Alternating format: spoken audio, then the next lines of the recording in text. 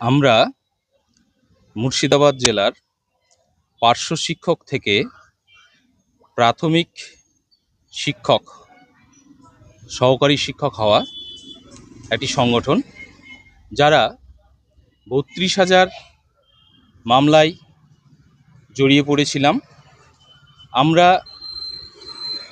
যে সময়ে মামলায় জড়িয়ে পড়লাম তখন ভেবেছিলাম হয়তো মামলা আমাদেরকে পার্টি না করে সঠিকভাবে রায় দিয়েছেন, কিন্তু পরবর্তীতে আমরা খতিয়ে দেখলাম যে এই রায়টি পুরোপুরি ভুল ছিল।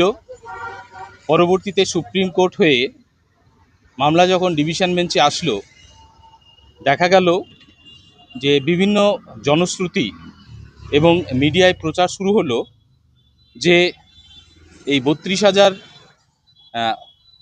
এসএসসির মতো বাতিল হয়ে যাবে। কিন্তু পুরোপুরি তথ্য নির্ভর বিবেচনার পর মহামান্য কলকাতা হাইকোর্টের ডিভিশন বেঞ্চের বিচারপতিদ্বয় শুধু মানবিক কারণ এই কারণে নয়, পুরোপুরি তথ্য নির্ভর হয়ে পজিটিভ রায় দিয়েছেন ৩২,০০০-এর পক্ষে। এ বিষয়ে আমরা আজকে জেলা সমাবেশ করেছি এবং জেলা সমাবেশের পর আমরা আমাদের বিবৃতি রাখছি। আমরা 10 থেকে 12 বছর অভিজ্ঞতা সম্পন্ন পার্শ্ব শিক্ষক ছিলাম। 2014 টেট সকলে পাশ করে 2016 প্রাথমিক রিক্রুটমেন্ট প্রসেসে অংশগ্রহণ করেছিলাম এবং নির্বাচিত হয়ে প্রাথমিক শিক্ষক হিসেবে আমরা শিক্ষকতা করছি।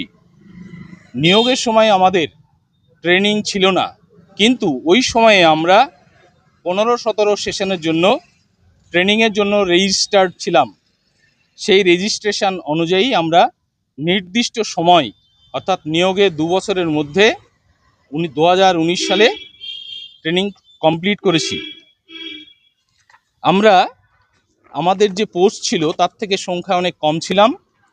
প্রায় 42,949টি পোস্টের মধ্যে 2,700 মতো পোস্টে আমাদের নিয়োগ হয়েছিল।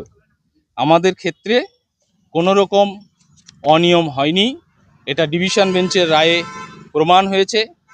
আমাদের অ্যাডভোকেট সিদ্ধার্থ ব্যানার্জি মহাশয়, উনি যে বক্তব্য তুলে ধরেছিলেন সেগুলি জাজমেন্টে 101 থেকে 106 নম্বর পয়েন্টে লিপিবদ্ধ হয়েছে, সেখানে বিস্তারিত ব্যাখ্যা করা আছে। প্রয়োজনে আপনারা এই পয়েন্টগুলি দেখে নিতে পারেন।